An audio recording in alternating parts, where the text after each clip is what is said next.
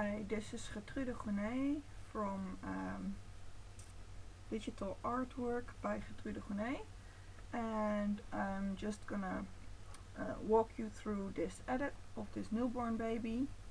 It's not perfect because one of her fingers didn't want to do it.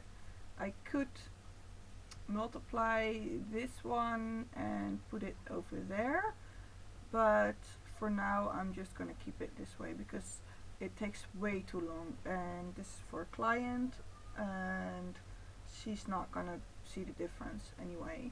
This is not for a award or sending it in, so we're just gonna do a quick one. And first I will be making a new layer because the edges are a little bit darker and there is some stuff over here, and I do not want to cut and change the composition. So I am going to brush, and I choose, because I'm working with a pen, I choose the soft round pressure and size version, and I'm making it bigger. And with the Alt key on a computer you can pick the color nearest the one that you the color that you want, and the opacity I usually put to 70, and then I just brush. I gotta check. Yeah, the hardness is on 0. It's too dark, so I'm just gonna place somewhere over there, and then I'm gonna retry it. The opacity is a little bit too high for my liking. It did do a good job in the end, but I like it a little bit less because it was way too obvious right away. And I just usually keep clicking around a bit because that's the way to just get it. Well, that's done, and I do it on a different layer so you can actually check, and if there's anything wrong you can just go back. To make my work pretty easy, I have a couple of actions that I'm using. They're not mine. The first one is little pieces from Kelly Brown, and I use the lighten red skin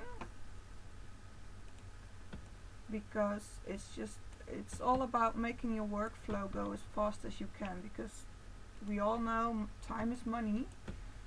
And you put the opacity on 100% in this case because I know that that's how it's gonna go, and you brush everywhere you don't want the redness, because pretty much every baby has it, and you see it's only the redness it is going to eliminate.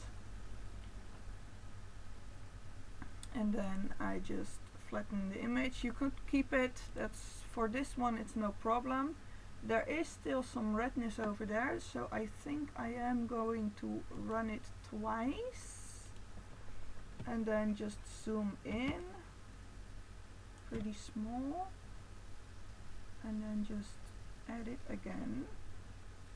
And there is some redness still over here. You don't want to put out too much redness and stuff.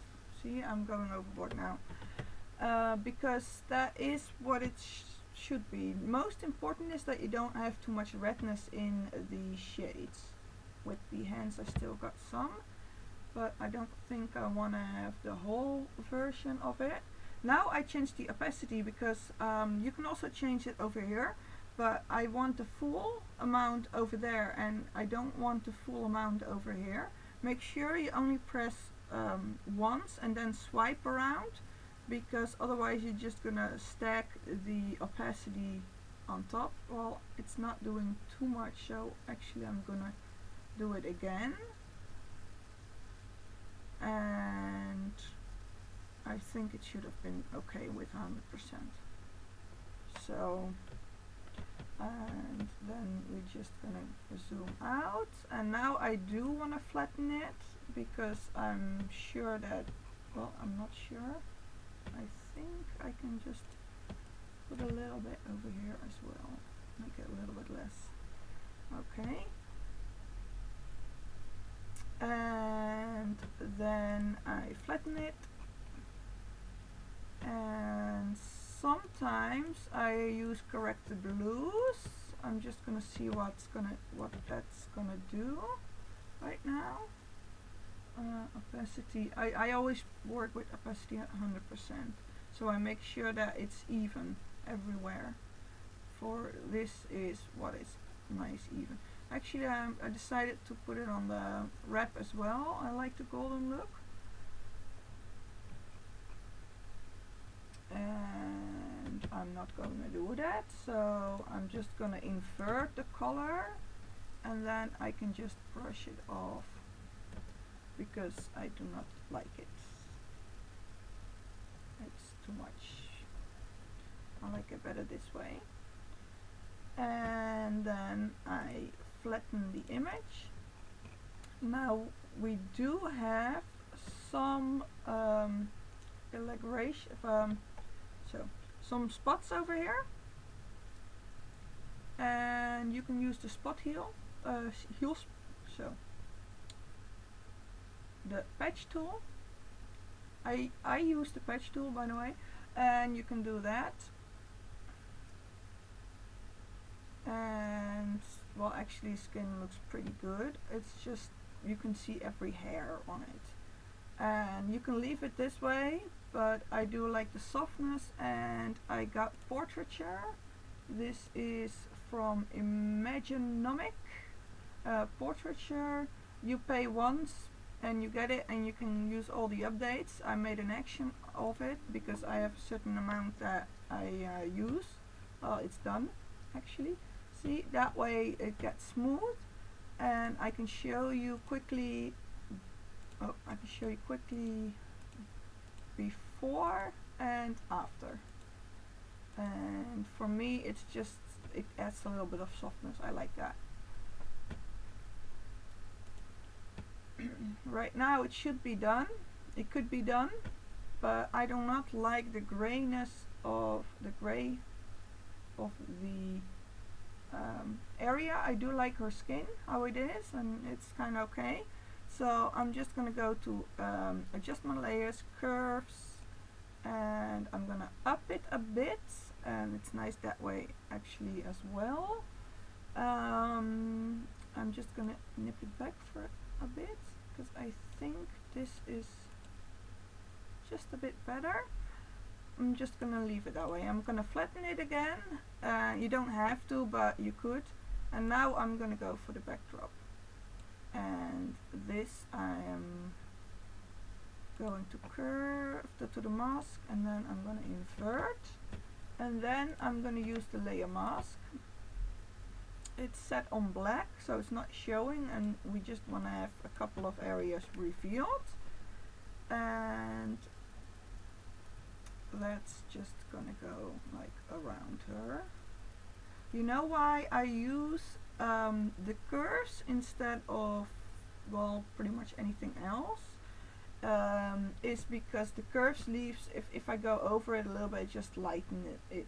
You know, it's not a bad thing. If you use white or you color it with just a normal brush, you lose those information. And with just lightening it, you don't lose it. So this is how it is. I can actually flatten it. This is how it is now. And this is how it is, and this is how it started. You don't always need to do too much, but it's just nice as it is. So I hope you enjoyed watching this video. Make sure you follow my YouTube channel because I update regularly, and my Facebook pages, they're all in the subscription part. And I hope to see you soon. Have a nice day.